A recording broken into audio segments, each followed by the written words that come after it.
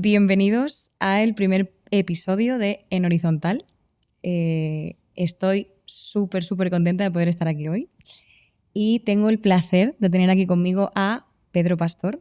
Bienvenido, Pedro. Muchas gracias, Irene. ¿Cómo estás? Bien, contento de inaugurar este programa. Es que este programa es especial, o sea, para mí doble, o sea, el primero y encima eres el primer invitado. Me hace mucha ilusión porque te sigo desde hace muchísimo tiempo y me pareces, pues bueno, un artista referente. ¿Y tú a ti mismo cómo te definirías como artista? Yo creo que soy un artista ecléctico, o sea, soy músico, siempre me he enfocado en la música y soy compositor, pero creo que dentro de la música y dentro de mis creaciones yo trato de siempre de estar, bueno, explorando nuevos caminos, sobre todo rítmicamente, musicalmente, he investigado mucho, he viajado mucho por América Latina y a partir de ahí pues creo que he sido muchos artistas diferentes desde ese lugar. Y a nivel poético y a nivel también de contenido, ¿sí? Yo creo que trato también de evolucionar y sobre todo de no repetir las fórmulas, ¿no? Porque no me gustan mucho los artistas que dan con una clave de éxito y entonces la exprimen hasta el final. A mí lo que me gusta es divertirme, ¿no? Yo creo que al final, más allá de poder vivir de esto, que es el objetivo, por supuesto, una vez ya vives de esto, y yo hace ya 13 años... 14 años más, 14, ¿no? Wow. Sí, 14 años que vivo de esto. Pues yo creo que ya el objetivo principal es divertirme y poder seguir amando este trabajo y poder seguir representándome a través de mis canciones y cada vez que me subo a un escenario hacerlo desde un lugar genuino, ¿no? En vez de no desde la repetición o desde el aburrimiento, claro. En esa evolución de la que hablas, ¿tú has sentido que ha cambiado tu forma de componer? O sea, que al inicio tenías una manera de componer y ha ido evolucionando. O sea, por supuesto. Yo he compuesto muchísimas canciones, ¿no? Y creo que eso es una de las claves para poder hacer alguna buena canción. Claro. Componer muchas. ¿Cómo compones? O sea, ¿te sientas con la guitarra, sin la guitarra? Depende de la canción. Hay canciones vale. que me siento con la guitarra. Muchas veces escribo un poema que luego musico y muchas veces hago las dos cosas al mismo tiempo.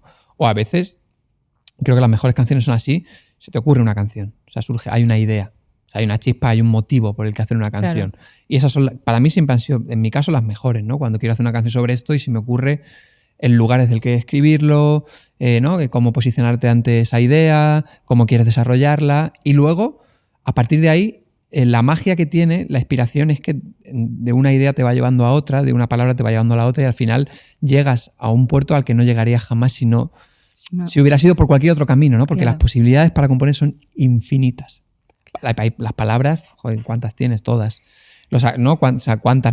¿Cómo puedes conjugar las notas? Pues de todas las maneras posibles, ¿no? Entonces, desde ahí, pues yo compongo desde todas esas maneras, pero ya te digo, como llevo desde los 13 años componiendo, pues he hecho, no sé, 100 y pico canciones, 200 canciones, y a lo mejor me quedo con 15, ¿no? Que, claro, que es verdad, y ya, joder, ya son muchas, ¿no? Como para decir, 15 que yo pueda defenderte aquí ahora mismo a capa y espada, ¿no? A muerte. Claro. Y en ese proceso compositivo, ¿sientes que eres más letrista o músico? ¿Soy más letrista o músico? Ya no lo sé. Yo siempre me he considerado más letrista, pero con los años también me he hecho más músico, por suerte, ¿no? Porque es verdad que yo antes, o sea, al final la música era un vehículo para la palabra y esa era la motivación. Yo lo que quería era transmitir un mensaje, ¿no? Lo hacía a través de cantar, pero bueno, yo soy un músico autodidacta, yo quiero decir, no tengo formación académica y al final me he formado musicalmente tocando mi música con otros músicos, poniéndome de acuerdo con ellos, teniendo que aprender un lenguaje para poder poner en común las ideas, ¿no? o los desencuentros musicales. Totalmente. Y yo creo que con los años pues sí que me he hecho más músico, ¿no? Pero supongo que si 51-49 letrista. y bueno, yo no sé, quiero decir, al final...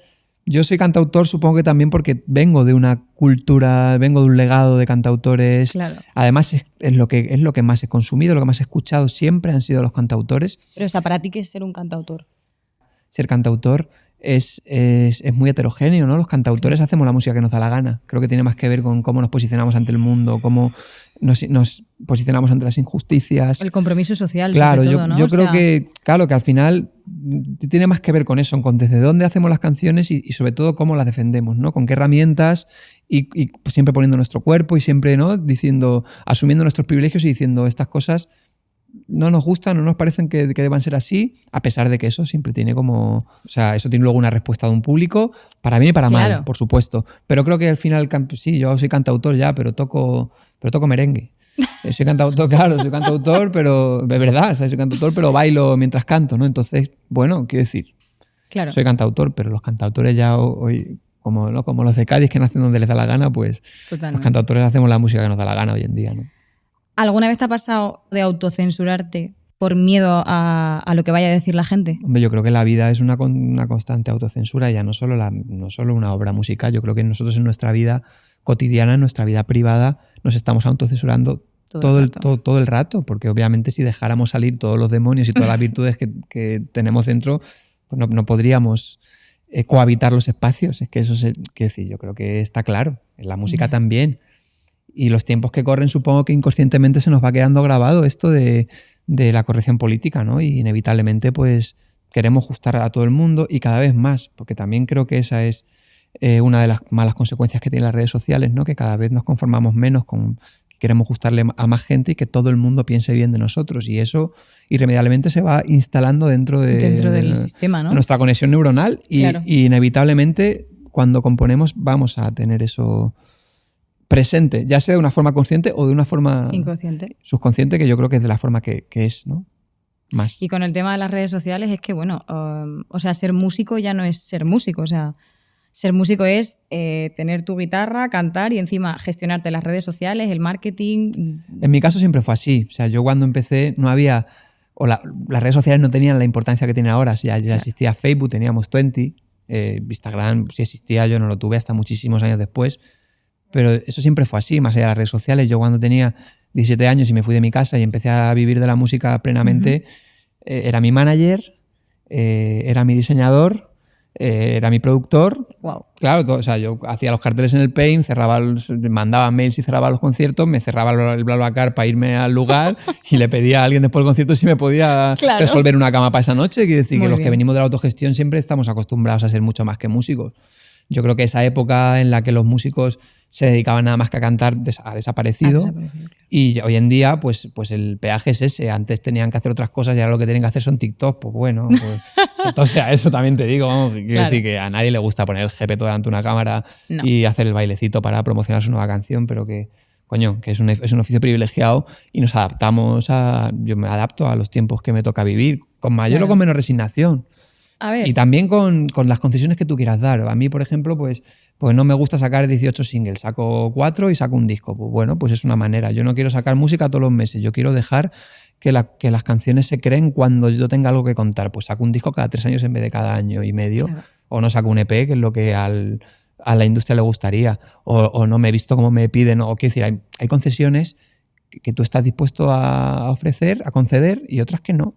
Y yo creo que ahí cada uno con su personalidad y con su sueño tranquilo, que al final también se trata de eso, de dormir bien por las noches, ¿no? Totalmente. O sea, ¿qué ha sido lo que más te ha costado de la autogestión, ¿no? O sea, de fuera de los escenarios. A mí personalmente no hay nada que me cueste especialmente. Yo disfruto del proceso, me gusta mucho este oficio, desde el principio hasta el final. La autogestión es algo que he disfrutado muchísimo. Vale. Creo que lo más negativo de la autogestión es tener un equipo mermado. Porque creo que la pluralidad a la hora de tomar decisiones es sanísimo, ¿sabes? Delegar es lo más sano que se puede hacer en este oficio. Entonces, para mí lo más difícil ha sido cuando tengo que tomar ciertas decisiones, por ejemplo, estéticas, que no es algo que yo sepa hacer. Es decir, yo no he estudiado diseño, entonces yo puedo tener criterio estético a la hora de elegir una portada, pero claro, si tengo un equipo de 5 o 6 con el que puedo poner en común ideas o es una lluvia de ideas para hacer cualquier diseño o bueno, para lo que sea, para promocionar una gira, creo que la individualidad es lo que peor he llevado de la autogestión. O sea, que a una persona que esté empezando ahora mismo, ¿qué consejo le darías para empezar? Yo el único consejo que le puedo dar es que haga canciones, porque al final hoy en día parece que la gente antes de hacer canciones o de escribir un buen libro o de leerse 250 novelas para poder hacer un verso, lo que quieren hacer es triunfar, ¿no? Yo creo que lo primero que va es la obra artística y luego ya si eso te da de comer, pues bienvenido, ¿no? Y celebramos la abundancia, pero quiero decir que yo creo que el único consejo es hacer buen arte. En este caso es hacer las mejores canciones que tú puedas hacer, por supuesto con tus herramientas, ¿sabes? Y con tus criterios, pero coño, intentar hacer buena música y luego ya a partir de ahí pues tratar de venderla, pues ya verás cómo, ¿no? Claro, o sea que lo primero sea que tú tengas una identidad propia y que luego ya lo de fuera pues... Coño, que tú puedas defender tus canciones, ¿sabes? Yo creo que se trata de eso, ¿sabes? Se trata de que tú puedas defender tus canciones, ¿sabes? Que se la puedas poner a a tus padres y que se la que puedas les guste. poner a tus amigos del barrio y que se la puedas poner, que quiero decir y que no te dé vergüenza. Vergüenza, ¿no? Claro, Claro. que Sí. puedas sentirte cómodo con tu obra. A partir de ahí yo creo que va a ser mucho más fácil venderla si tú estás cómodo y crees verdaderamente lo que estás haciendo, ¿no? Pero y cuidado que qué difícil es sentirse cómodo. A mí me pasa a veces que estoy iniciándome en la composición y es como, a veces me pongo mis propias canciones y digo, hablo de cosas ahí que me remueven que me cuesta escuchar mis propias canciones. O sea, ¿a ti te Bueno, pasa pero yo eso? creo que a mí ya no.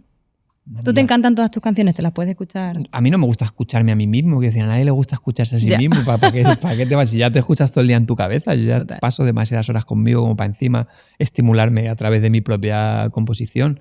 Lo que pasa que a mí ya no me da vergüenza exponer mi música.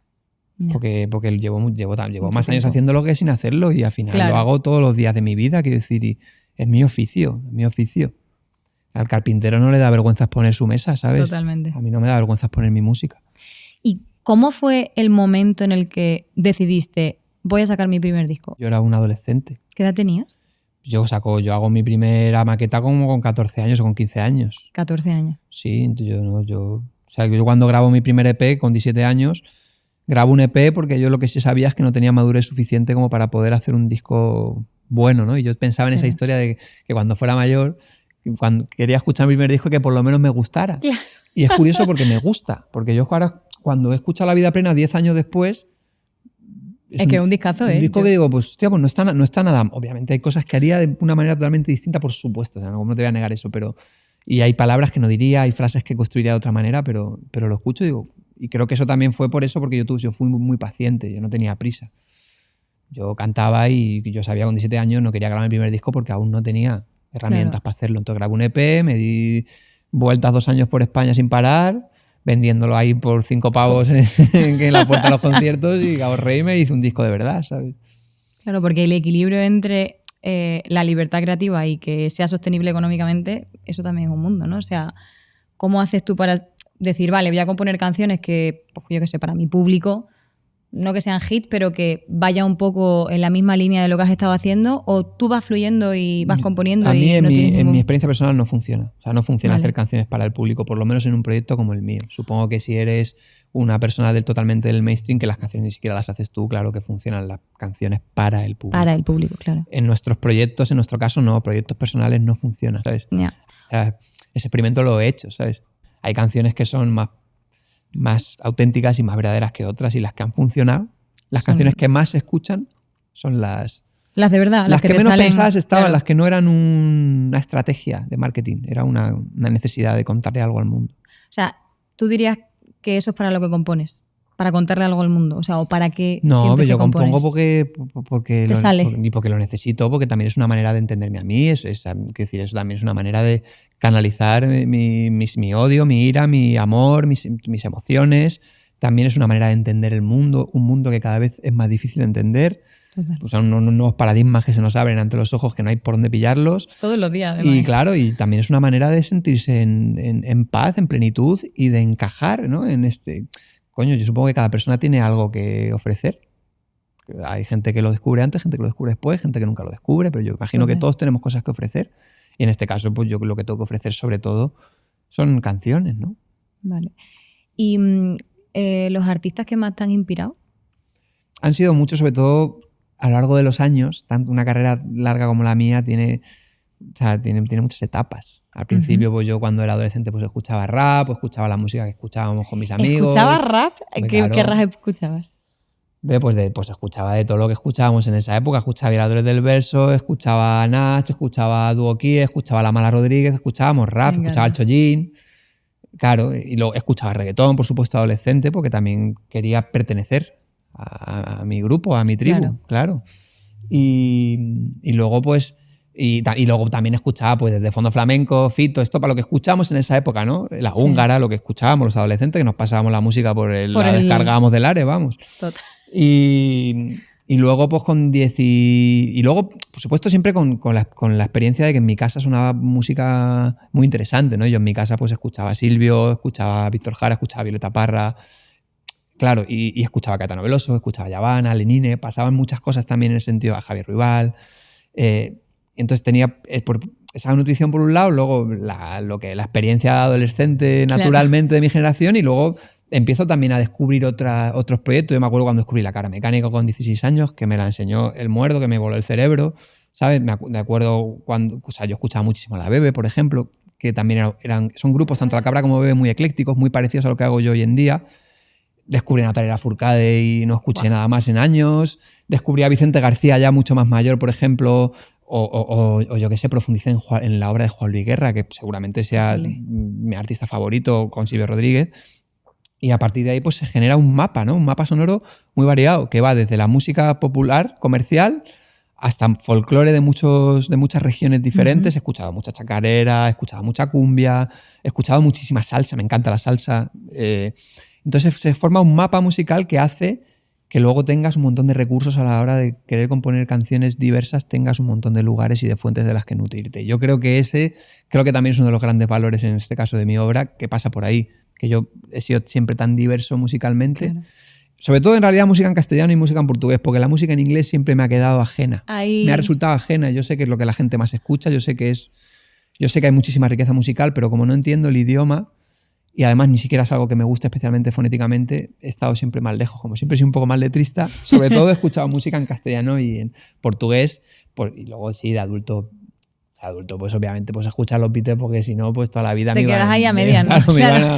Toda la vida me iban a echar la bronca, ya tenía suficiente, ¿sabes? O yo qué sé, o Sting, que me gusta, Simon y Garfunkel. O sea, Greyland de Paul Simon es un disco que me lo he curtido entero, pero bueno, que luego me ha abierto a más cosas, pero sobre todo he escuchado música en castellano y en portugués. Y fíjate que aunque no lo entiendas, o sea, al final yo creo que el mensaje también está en la música, ¿no? O sea, aunque no tengan la letra, los Beatles... Hombre, o sea, hay transmisión mucho más allá de la letra, ¿no? Mi madre se aprendía las letras por la sonoridad y la tía le encantaban todas las canciones de los Beatles, se las sabía todas y no sabía lo que decía. Total, ¿no? O sea, yo el portugués tampoco lo entiendo y no es aquí que y bueno, lo entendemos me contradigo a mí mismo, ¿no? Que es verdad que me queda mucho más cercano, ¿no? Y también es una cuestión de eso, ya te digo, fonética.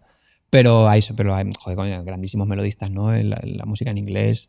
Sí, a ver. Que sí, que eso que no le voy a enseñar, no le voy a descubrir a nadie a estas alturas, ¿no? Bueno, pero también donde tú te sientas más cómodo, o sea, has encontrado tu sitio, tu zona de confort. Sí, y es verdad que yo nunca he escuchado pop, por ejemplo, que es una cosa que yo con mis músicos lo veo, ¿no? Que ellos tienen una cultura que en su casa pues escuchaba la radio, la mía no. Entonces yo no escucho pop. Hay canciones que la gente me dice en inglés, ¿esto lo conoces? Yo digo, no. Y me dicen, es imposible. Digo, te juro que no lo conozco. A mí me parece algo positivo, pero... No he escuchado La Oreja de Van Gogh en mi vida. Bueno. Que todo el mundo se sabe las canciones de La Oreja de Van Gogh y yo no. Y no pasa nada, ¿sabes? Claro, no pasa nada. Porque he escuchado otras cosas, ¿no? que no hay vida y mira lo que compone, o sea, que no más hay no vida te para ha ido. escucharlo todo, que no hay vida para escucharlo todo. A ver, es que para quien no lo sepa, el padre de Pedro es Luis Pastor y tu tío es Pedro Guerra. Entonces, también te digo, esa presión de la generación anterior de cantautores que has tenido de referentes ahí, ¿cómo lo has llevado? Hombre, sin presión ninguna. ¿Ninguna? No, hombre, no. Si mi padre fuera Julio Iglesias, pues tendría alguna presión, ¿sabes? Hombre, pero mi padre es un cantautor absolutamente auténtico, genuino, coherente, que nunca le regala el oído a nadie, que siempre ha ido a contracorriente. Totalmente. Que, ¿sabes? Es un referente. Que estaba en la lista o en el golpe de estado para asesinarle. Eso que decir, mi padre, no, qué presión, ¿sabes? Todo lo contrario, ¿sabes? Abundancia, alegría. ¿Tu padre te ha ayudado en el camino? Mi padre me ha ayudado, por supuesto, muchísimo, a su manera también. Es decir, tampoco, supongo que uno es padre una vez y se tiene un hijo cantautor una vez. Y cuando yo tenía 13 años le enseñaba las canciones a mi padre y mi padre no me decía nada.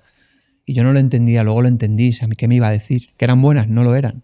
¿Que eran malas? No le puede decir a un niño de 13 años que lo que está haciendo es malo. Mal, claro. Entonces su silencio fue la manera que él encontró de... Darte tu espacio. De darme mi espacio, claro. Y luego... o sea, mi padre y mi madre, los dos, me han valorado muchísimo y a mí eso para mí siempre ha sido una fuente de alimentación. Es decir, eso ha sido batería para mí, que mis viejos, ¿sabes? Me valoren musicalmente, poéticamente, humanamente, personalmente, coño, ¿quién no quiere eso en su casa, ¿sabes? Entonces... No, es una suerte, o sea... Es un milagro. Porque vuestras navidades tienen que ser estupendas, ¿no? O sea, me imagino allí sí, hombre, supongo que desde fuera siempre los idilios son distintos que desde dentro, ¿no? Es decir, en mi familia pues discutimos contra la familia. Ver, claro, pero... No estamos todo el día con la guitarra porque estamos hartos de tocar la guitarra. Eso entonces en es la fiesta a guardar ponemos música en la y nos echamos un bailecito. Pero bueno, quiero decir, cantar con mis padres, que eso es algo que yo he hecho mucho, es...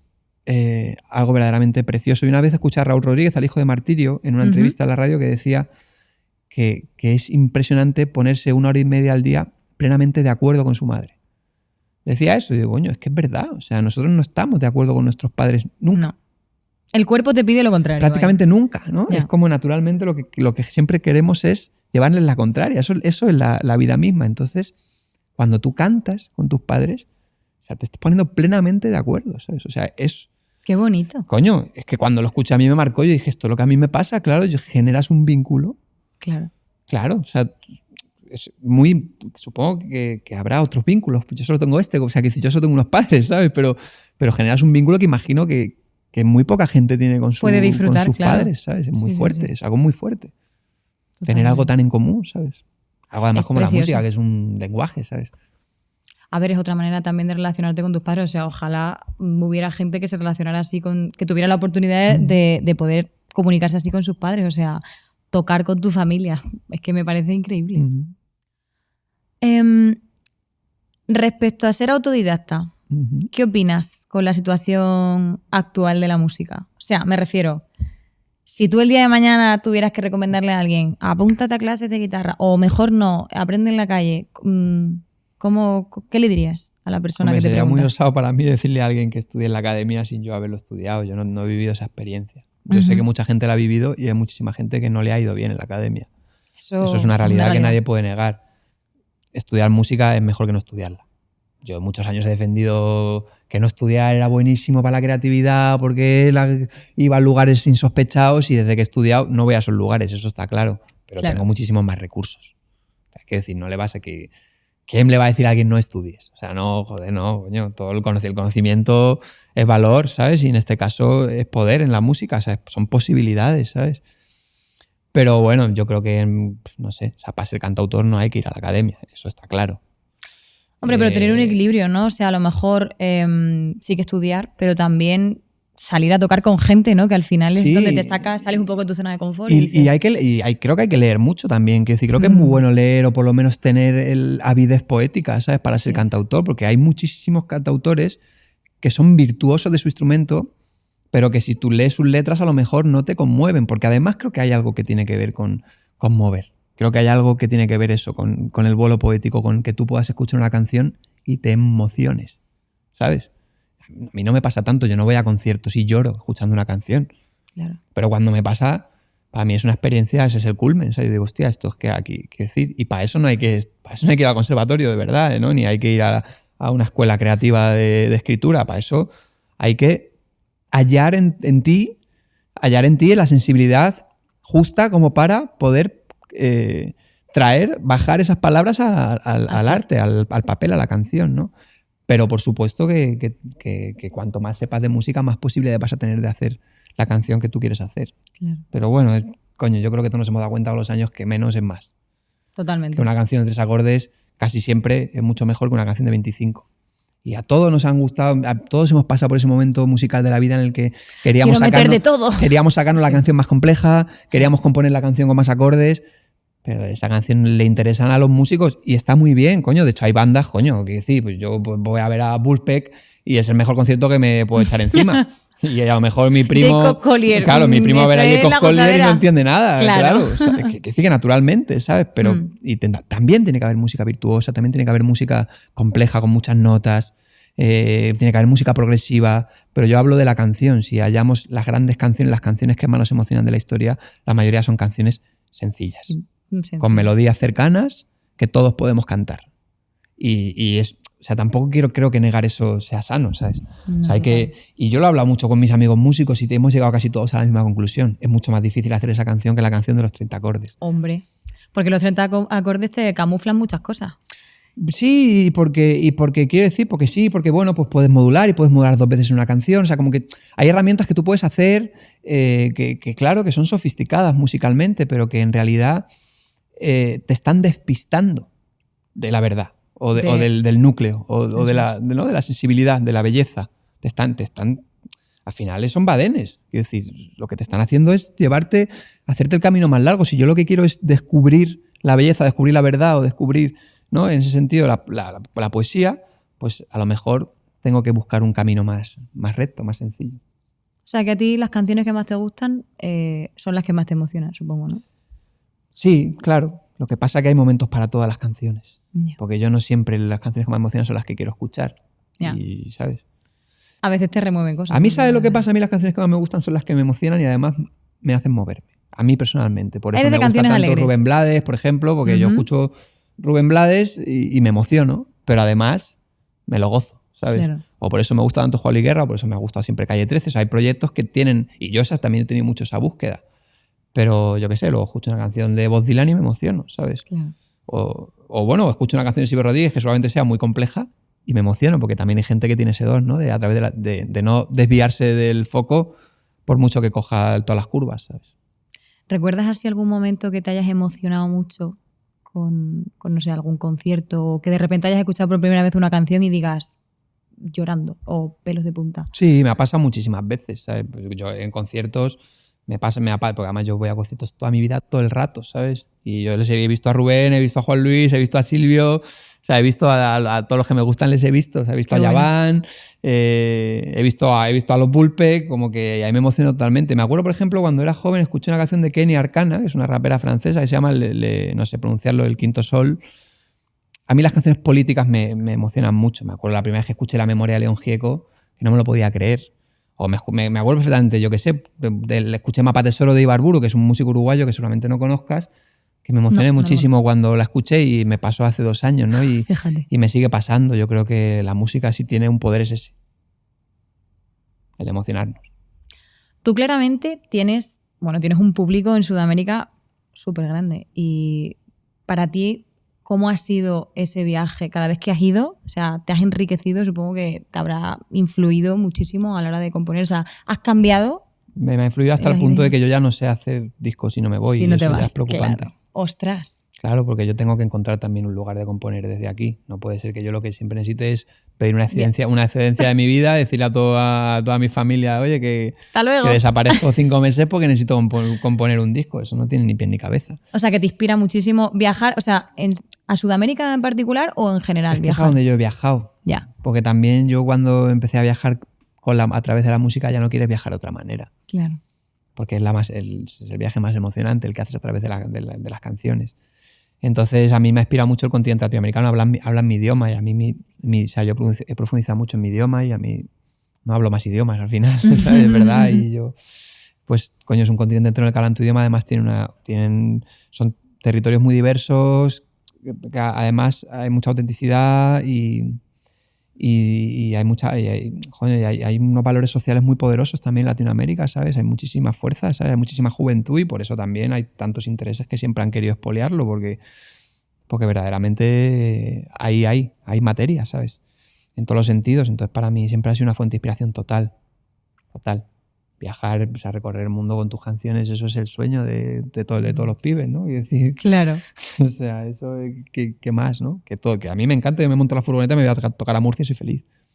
Pero me voy a tocar a Mendoza y soy muy feliz también. También eres muy feliz. Realmente. Y encima te inspiras allí, qué bueno. Qué bueno. El 6 de febrero has sacado disco, ¿no? ¿Qué tal todo ese proceso del nuevo disco? Bueno, un proceso muy distinto, porque los últimos 3 discos míos han sido grabados en bloque, con la voz a la vez que la guitarra, sin claqueta, sin editar. ¿Lo grabas sin afinar. claqueta? Sí, yo grabo mis últimos 3 discos sin claqueta. ¿Todos juntos? Y todos juntos tocando en la sala. En un estudio, wow. Sí, y este disco ha sido un disco al uso, es decir, por pistas, afinándolo todo, editándolo todo, cuantizando, pues las cosas que se hacen en la música que toda la gente hace ahora mismo, salvo unas pocas excepciones, y para mí ha sido un disco muy distinto. Estoy más acostumbrado ya a grabar de la otra forma y creo que me motiva más grabar en bloque, aunque sé que el sonido que se logra haciendo un disco como el que he hecho ahora, pues es un sonido pues más potente, más comercial, ¿no? Más popular. Vale. En ese sentido, más para todo el mundo. Lo otro, pues tiene una respiración, grabar en vivo tiene... Claro, tiene una holgura, tiene los errores, las imperfecciones que para mí hacen bella la música, mucho más que la música que suena perfecta. Pero fue una decisión que se tomó, una decisión política, estética, decir, voy a hacer un disco así. Me encanta. O sea, ¿cómo hacíais el proceso de composición todos juntos? O sea, porque las composiciones las hacíais todos juntos o tú les indicabas, hacemos esto, tipo jam, o sea, ¿cómo No, lo las planteabais? canciones son todas mías, luego siempre hay un productor en los discos, Vale. que el productor ya a priori junto con conmigo y Alvarito marcamos unas pautas, es decir, queremos que esta canción más o menos Sea esto. vaya por este estilo, Vale. o tenga esta sonoridad, y luego a partir de ahí con los chicos, con Nico y con Alan, con Los Locos Descalzos, siempre nos hemos juntado 1 mes y medio encerrados en ¿1 mes y medio? Sí, sí, y más, porque grabábamos en bloque. Para grabar un disco en vivo tienes que ensayar hasta la saciedad, porque tiene que salir que lo no mejor editas, posible. que no, Claro, es que no claro. editas. Entonces, claro, pues ahí ya entre todos sacábamos los arreglos, lo que cada uno tocaba, incluso se transformaba la propia canción en ese proceso, ¿no? Y este disco pues es todo lo contrario, es ir al estudio, que el productor incluso te haya grabado toda la percusión o lo que él haya decidido, los sintes, pues lo que sea, ¿no? Y a partir de ahí pues... Pero bueno, por ejemplo en Amar pasó una cosa muy curiosa, que como hemos dado una vuelta a las canciones, Amar iba a ser una especie de shuffle y no nos gustaba. Y entonces a mitad ya de la grabación ya habíamos grabado baterías y todo y le dije, no me gusta. Le dije a Carlos Manzanares, al productor, le dije, no me gusta y vamos a empezar de cero. Y cogimos la guitarra y salió por aquí como mucho más lenta, en 6x8, como esta historia distinta. Y quedó así, ¿no? También te permite grabar discos así, en vez de hacerlo en bloque, grabarlo en el estudio por pistas, te permite improvisar mucho más. Claro, puedes probar a ver cómo queda. Claro, pruebas, quitas, eliminas, pones... Pero bueno, la cara de Carlos cuando le dijiste eso no sé cómo sería, pero... No, Carlos para eso es buena le gente. gusta jugar, Dijo, vamos venga. para adelante, sí, vamos para adelante. Lo hicimos varias veces, incluso canciones. Íbamos a grabar una canción, íbamos a grabar La Puerta Abierta y no nos gustaba cómo estaba quedando y la cambiamos por Sin Flor, por La Cara. Y es seguramente mi segunda canción que más me gusta del disco. Pues mira. Y eso es lo que te permite también hacer los discos así, ¿no? Al contrario de grabar en bloque. Justo la de Amar la ha sacado con Plan de la Mariposa, ¿no? Que son un grupo ¿de dónde? Es una banda de rock de Argentina. Banda de rock buena, argentina. canta. Qué bueno. Ya grabé en una canción suya hace unos años. He ido a tocar un festival 2 veces que ellos organizan en Argentina, en Buenos Aires, que se llama Lisoca, un festival muy bonito, una comunidad muy, muy, muy bonita. ¿Y cómo surgió, colaborar con ellos? ¿Cómo te han surgido las colaboraciones? Pues ha sido horrible. ¡Horrible! Hacer un disco de colaboraciones no se lo recomiendo a nadie y nunca más lo haré en mi vida, ¿sabes? ¡Wow! No me esperaba esa respuesta. No, claro, ¿qué es esto? ¿Sabes? En plan de tener que llamar a todo Dios para colaborar, la gente que te responde, que no te responde, que te Hola, dice ¿qué que tal, sí, luego mi no vida? graba. Claro, yo no me llevo más noes en toda mi vida. Tú, madre mía, Bueno, estás gestionando el rechazo. No, ya lo tengo gestionadísimo, ¿sabes? Bueno, pero que angustia vital, ¿sabes? Que angustia vital. Y además, que lo entiendes perfectamente, pero bueno, también pues supongo que hay noes que te dan más rabia que otros, ¿sabes? Ya. Claro, pues si tú dices a Juan Luis Guerra, oye, creo que hagas en mi disco, Juan Luis Guerra te dice que no, pues gracias por contestarme, maestro. Claro, pero si, yo qué sé, si tu compadre, el que pensabas que iba a decirte que sí, te dice que no, dices, hostia, me dices que no, ¿eh? Se generan también, supongo que ciertas tensiones dinámicas ahí, claro. Pero bueno, yo no lo recomiendo porque al final a mí me gusta entrar en estudio y salir con un disco y esto se me ha dilatado muchísimo en el tiempo, ha sido muy complejo cuadrar las colaboraciones, ha habido sobre todo mucho silencio, que yo creo que es como la vida hay que saber decir que no, eso de que alguien te pregunte si quieres grabar, que supongo que, vamos, que yo lo habré hecho también, que sí, que lo habremos hecho todo el mundo, pero que el ghosting no vale para nada, que lo mejor es decirle a alguien que no te quiero ver más, ¿sabes? O decirle que no quiero grabar contigo o no puedo grabar contigo ahora. ¿Sabes? Pues sí. Ojalá me hubieran dicho eso en vez de tenerme colgado. Peña me ha tenido colgado meses, ¿sabes? Jolín. Entonces, bueno, ha sido una experiencia nefasta en ese sentido. Lo bueno es que me ha quedado un disco de 11 colaboraciones preciosas. 11 y he grabado con Silvio Rodríguez, que es el sueño de mi vida. Y lo cumplió y además ese no, ni ghosting ni nada, me dijo que sí desde el principio. Qué bueno. Y además grabó rápido y que, no sé, creo que lo hizo con mucho cariño y se nota en la canción. He grabado con Chico César, joder, que siempre me ha encantado, de Brasil, pues Chico eso, el Plan César, de la Mariposa, que me encanta. Iseo, que me flipa Iseo, la Iseo también ha sido majísima y ya está, ¿sabes? Lo ha hecho con muchísimo cariño. No sé, o sea, hay un montón de propuestas y luego, por supuesto, también he grabado con amigos, con el Canca, con Rosalén, con Quilombo. O sea, al final ese es el milagro, pero el camino no se lo desea a nadie, menudo tedio, vamos. Ha sido tortuoso, ¿no? Sí. Bueno, también te ha servido para ubicar a la gente, ¿no? O sea... No, pero bueno, quiero decir... Bueno, que hay momentos para todo. Sí, a lo mejor hay gente que no ha podido y ya está. Hay peña que no quiere, hay peña que no le gusta colaborar o que ya está. Quiero decir, que también a lo mejor ha pasado por el proceso, ¿sabes? Colaboración, no. Claro, que estaban en cualquier... Estaban, yo qué sé, peña, ya has escrito a alguien que está deprimido y tú no lo sabes claro. Sí, total. Claro, o sea, bueno, yo qué sé, Valeria, que es amiga que hemos coincidido... Le mandé un mensaje para grabar el disco y nunca me contestó. Ya al mes y medio... Salió lo de... Coño, claro, y piensa, joder, ¿cómo es? Ahí tú imagínate que yo me hubiera enfadado. No, pues... Claro. Y hombre, pues claro, tú dices, ¿por qué no me contesta, coño? Porque no sabes tampoco la experiencia que está viviendo cada persona. En este caso, pues por ejemplo, con Valeria, pues naturalmente cuando salió dije, coño, me quedo mucho más tranquilo también yo por esa parte de nuestro vínculo, ¿no? Totalmente. Es un tema que me parece súper interesante que lo hayas sacado, porque el tema de la salud mental con ser músico y dedicarte a la música, tú a lo largo de tus 14 años de carrera has tenido altibajos, supongo. Pero Sí. ¿ha habido algún momento de decir, tengo que parar? O sea, estoy demasiado... Sí, yo ha habido momentos sobre todo, pero sobre todo porque estaba agotado y aburrido, más que otra cosa, ¿no? Estaba dejanado. ¿Aburrido? Dejanado, claro, eso pasa. De tocar siempre lo mismo. Te ganas y por suerte a mí fue con pandemia, llegó la pandemia, tuve que parar y... Pues mira, te vino reseté. de perlas. Pero bueno, yo personalmente tampoco apoyo ese discurso, quiero decir, o sea, entiendo el concepto de que estamos muy expuestas y que, o sea, que hay muchísima presión. Hay muchísima presión, Bueno, o sea, son una realidad... Mis amigos se levantan a las 7 de la mañana y se van a currar 10 horas. Y vuelven a su casa a las 7 de la tarde y están deprimidos, ¿sabes? Naturalmente están deprimidos, ¿sabes? Llega el fin de semana, se ponen y llega el lunes y trabajan con resaca, ¿sabes? Nosotros, coño, ¿sabes? Y no solo los que cantamos, sino, que decir, la gente que nos dedicamos al arte, por mucha precariedad a la que nos hemos visto siempre sometidos, que eso, ¿quién lo va a negar? No sé. Claro, yo me he hecho giras enteras por otros continentes durmiendo en casa de desconocidos y me lleva unos sustos que no se los deseo a nadie. Claro, porque no podía costearme un hotel. Pero yo personalmente de verdad creo que nuestro oficio es uno de los oficios más privilegiados del mundo y de ese burro no me voy a bajar. Y yo trabajo a todas horas y a las 12 de la noche me llega no sé qué y tengo que ponerme a trabajar y soy mi propio jefe, etcétera, etcétera. Esas cosas que se dicen. Pero coño, o sea, creo que hay gremios, tía, que están mucho peor. Joder, ¿sabes? Que nosotros somos unos regalados de la vida, ¿sabes? O sea, es que es verdad que tener el privilegio de poder dedicarte a la música, o sea, ya es un privilegio. Nos dedicamos a la música, que es o sea, es lo que amamos, es lo que sabemos hacer, que cuando salimos de gira, o sea, nos lo pasamos bien, ¿sabes? Nos da muchísima felicidad, muchísima gente nos aplaude y nos celebra, ¿sabes? Que es una cosa en verdad random, ¿sabes? Que el resto de oficios, como mucho el jefe, y además nuevamente ni siquiera te dice... Tampoco sabe a lo mejor ni quién eres. Nada, ¿sabes? Claro. Nosotros cada día nos subimos al escenario y miles de personas que nos están aplaudiendo. O sea, tú eres feliz y encima haces feliz a un montón de personas. No, pero que además es lo que dice, que solo el privilegio ese, ¿sabes? De que muchísima gente que te da la razón, que luego eso por supuesto detrás sus taras. Y creo que también por eso hay muchos problemas de salud mental, porque es todo por muchísimos intereses, o sea, te disocias muchísimo... Tu personalidad se nubla. Claro, porque la fama trae consigo un montón de dinámicas sociales, humanas, que son rarísimas. Claro. Y eso estoy totalmente de acuerdo. Y hay mucha gente que se ha vuelto loca a través de la fama y es naturalmente lo que sucede. Tienes que tener los pies en la tierra y sobre todo tienes que tener un núcleo de gente que te relaje. Claro, como nosotros tenemos el ego hinchado como un globo aerostático, porque todo el mundo nos está todo el puto día adulando y eso es una puta mierda.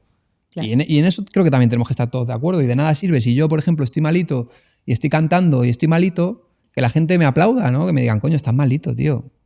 Trata de cuidarte 2 años, intenta volver si te lo puedes permitir. Claro. Porque la adulación no tiene fin, entonces como que ahí ya no hay un criterio, entonces todo lo haces bien, entonces luego en tu vida personal y privada de repente la cagas y alguien te dice, tío, la estás cagando, y tú dices, no, si yo no la cago, si a mí solo me aplauden. O sea, como que yo entiendo todas esas cosas que suceden en la cabeza de alguien que es artista y tiene exposición y todo el rato está expuesto a esta serie de situaciones. Pero de ahí a que nuestro oficio no es un privilegio, sí, o sea, es de los oficios más privilegiados que existen, sin lugar a dudas. A ver, yo creo que lo más difícil en nuestro oficio, o sea, a mí es de lo que más difícil me resulta.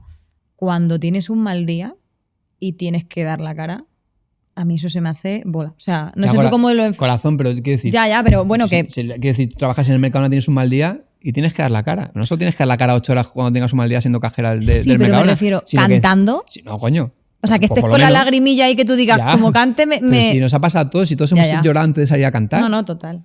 Y nos ha pasado, pero que te quiero decir que por lo menos sales... Y te desahogas se te olvida, también. ¿sabes? Claro, sí, imagínate el que tiene un mal día y tiene que estar 8 horas en una tienda en el Zara, doblando las camisetas del que la pone. Que no tiene nada de malo, porque yo he trabajado en el Corte Inglés y está estupendo. No, pero si es que no es una cuestión de que sea bueno o que sea malo, es una cuestión de que no creo que haya un porcentaje grande, y seguramente no exista el porcentaje de la población que le encante doblar ropa en una tienda de una macrocadena, ¿sabes?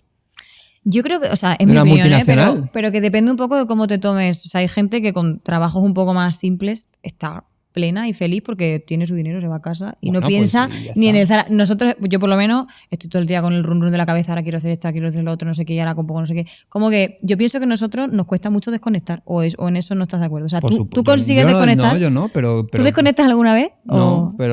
pero ¿Y cómo llevas no desconectar?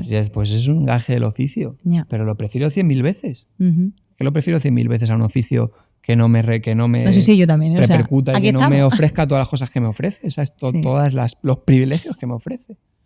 Viajar por el mundo, hacer lo que quiero, poder llevar un mensaje, ser celebrado, querido y aplaudido. Coño, bueno, que no sé, que es mi opinión, que supongo que habrá gente No, que lo y vea a de mí otra me parece manera. una opinión estupendísima, vaya. Pero ya te digo que es que esto se está hablando mucho y yo no es que esté... O sea, yo creo que hay problemas de salud mental en toda la sociedad, más Sí. que nunca. Creo que en la música, en el arte en general, es muy delicada la salud mental de los artistas porque además tenemos una serie de condiciones mentales y espirituales concretas, ¿sabes? Que nos hacen que seamos personas más inestables, naturalmente. Naturalmente.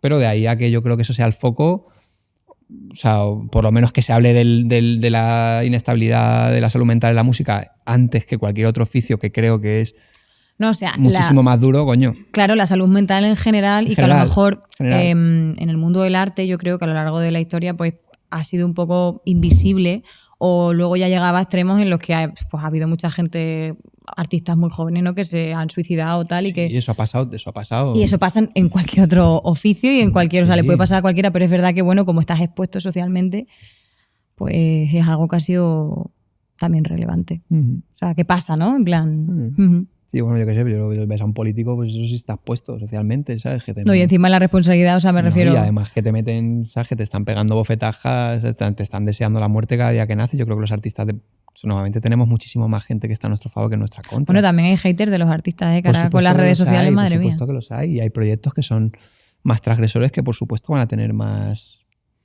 enemigos. Pero que al final yo creo que, coño, nosotros tenemos más amigos que enemigos, seguro. Seguramente. O sea, que toda una persona que esté empezando, ¿le recomiendas? ¿Qué le recomendarías? O sea, como resumen así un poco en general de esta comparación entre ¿merece la pena realmente dedicarse a la música y tenerlo como trabajo principal? O sea, ¿tú estás orgulloso de tu Es lo único que decisión? merece la pena. O sea, yo no he ido a la universidad porque sabía que si iba a ir a la universidad iba a perder mis años de universidad, sí. de fuerza para poder ser músico, que era lo que yo quería ser con 13 años. Entonces, lo único que puedes hacer es darle el 100 a esto.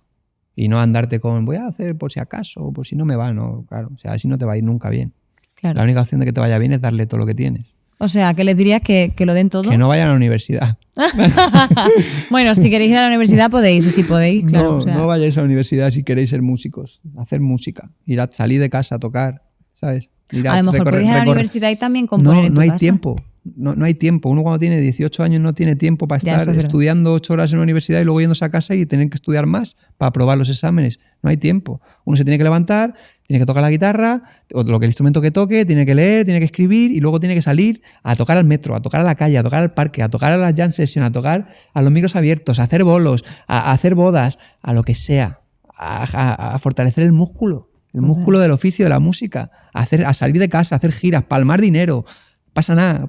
Si crees en esa, que decir, bueno, a lo mejor no a todo el mundo le llega. Yo tengo amigos talentosísimos que no les ha llegado, pero en mi experiencia a mí me ha llegado y yo he comido mierda como todos los demás y iba a tocar por 50 pavos a Burgos y me valía más el transporte y el hotel que lo que ganaba. Que lo que ganabas, claro.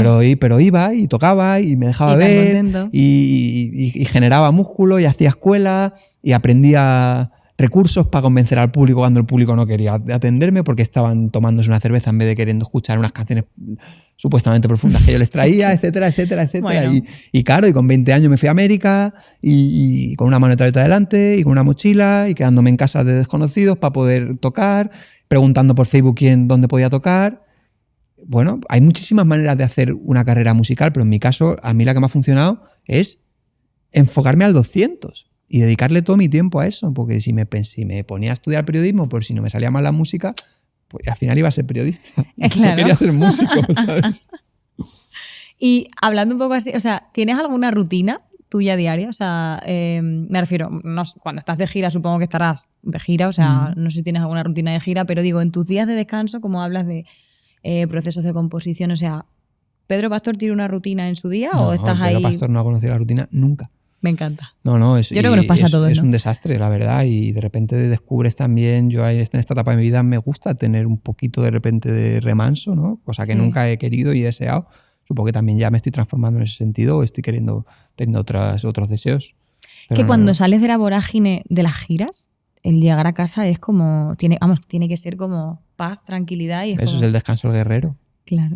Eso tiene que ser así, tiene que haber ese silencio y tiene que haber vacío y nada. Y también tiene que haber vacío y nada para ser compositor, porque si no, si siempre estás ahí estimulado y siempre estás haciendo cosas, es que en esa etapa no te da tiempo a componer. Claro, totalmente. Ya está, muchas gracias.